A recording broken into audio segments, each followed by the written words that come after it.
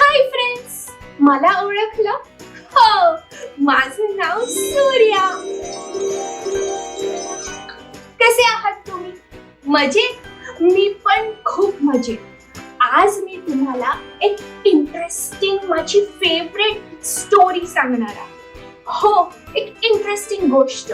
पण त्या स्टोरी मध्ये माझे 2 फेवरेट थिंग्स आहेत. हो, माझ्या आवडतीच्या 2 गोष्टी त्या गोष्टीमध्ये आहेत. हो, पहिली गोष्ट म्हणजे व्होल्केनोज. लाल लाल रेड रेड गरम गरम व्होल्केनोज. Swish swish swish. हो, आणि माझी सेकंड फेवरेट गोष्ट गेस करा.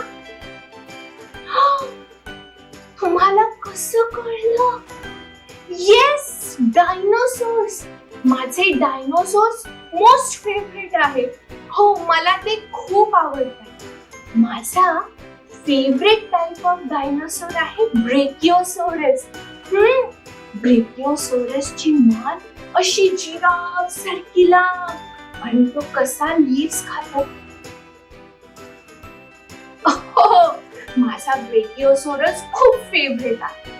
पण त्याच्याबरोबर माझा ओव्हिरॅप्टर आणि ट्रायसेरॅटॉप्स हे पण दोन्ही खूप फेवरेट डायनोसॉर्स आहेत. हो, सो व्होल्केनोज आणि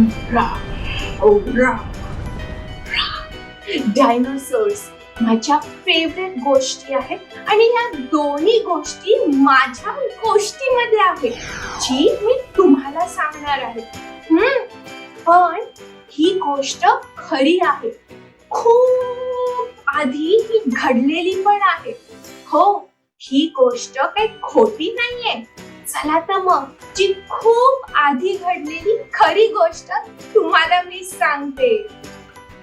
आपल्या पृथ्वी किंवा अर्थवर 7 कॉन्टिनेंट्स आहेत. 7 कॉन्टिनेंट्स आहेत. 1, 2, 3, 4, 5, 6, 7. हो, पण त्यांची नावं मी सांगते ना. Asia, Europe, Africa, Antarctica, Australia, south America आणि नॉर्थ अमेरिका. हो, हे सगळे 7 कॉन्टिनेंट आपला अर्थ बनवतात. हो, पण हे कॉन्टिनेंट्स खूप दूर आहेत. काही त्या बाजूला, काही त्या बाजूला. काही इकडे, काही इकडे, काही वर, काही खाली.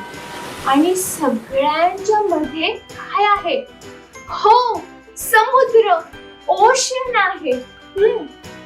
पण मी जर तुम्हाला सांगितलं डायनोसॉर्सच्या वेळेस, हो, डायनोसॉर्सच्या वेळेस हे 7 कॉन्टिनेंट्स नव्हतेच.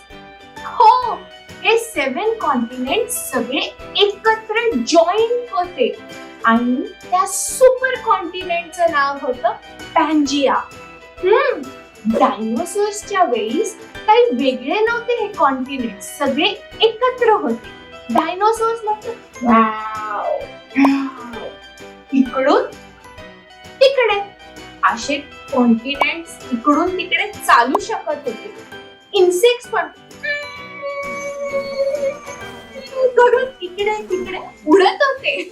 हो, सगळे एका सुपर कॉन्टिनेंट पॅन्जियावर राहायचे.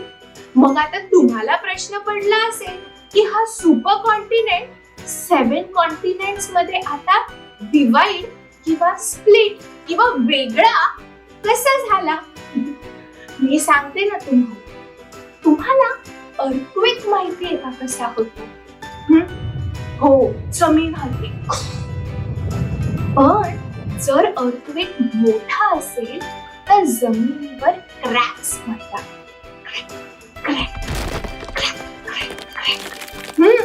पण अर्थक्वेक परत जास्ती मोठा होत असेल तर या क्रॅक मोठ्या व्हायला लागतात. जेवढ्या मोठ्या होतात तेवढा आतून लावा येतो. हो, आणि हेच पॅन्जियाचे झाले. पॅन्जियामध्ये खूप मोठे मोठे अर्थक्वेक झाले, म्हणून लँड स्प्लिट व्हायला लागली, क्रॅक व्हायला लागली, दूर होत गेली. व्होल्केनोज आले, अजून दूर गेली. मग आजूबाजूचा समुद्र, ओशन त्याच्यामध्ये आला. अजून अर्थक्वेक झाला, अजून त्या दूर गेल्या.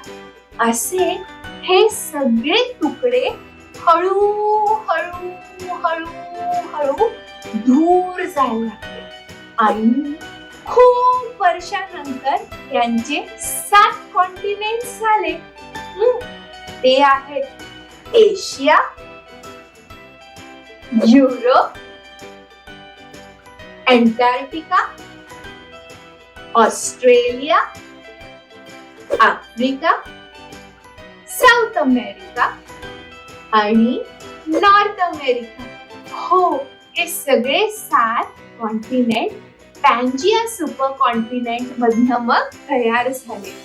किती इंटरेस्टिंग आहे ना. तुम्हाला माहिती सायंटिस्टला हे कसं कळलं? कुणी सायंटिस्ट तर त्यावेळेस जिवंत नव्हतं, मग कसं त्यांना समजलं असेल? मी सांगते. सायंटिस्टने हे सगळे कॉम्पोनेंट्स एकत्र केले आणि एवढी मस्त गोष्ट, हे सगळे कॉन्टिनेंट्स आपल्या पझल सारखे बसले. हो, एक तुकडा इकडे तर दुसरा तुकडा इकडे जॉईन झाला, तिसरा इकडे, चौथा इकडे, 5वा इकडे, 6वा इकडे आणि 7वा इकडे. हो, ते जॉईन होऊन झाला तो पॅन्जिया. त्याच्याने सायंटिस्टला कळलं की खूप वर्षापूर्वी जेव्हा डायनोसॉर्स होते तेव्हा हे सगळे कॉन्टिनेंट्स एकत्र होऊन सुपर कॉन्टिनेंट पॅन्जिया होते. किती सही ना. मला पण जेव्हा हे समजलं तेव्हा मी एकदम सरप्राईज झाली. हो ना. सो फ्रेंड्स, तुम्हाला हा फन फॅक्ट आवडला की नाही? Yes, thank you. पुढच्या वेळेस तुमच्यासाठी अजून एक मी मस्त फन फॅक्ट घेऊन येईल. तोपर्यंत बाय.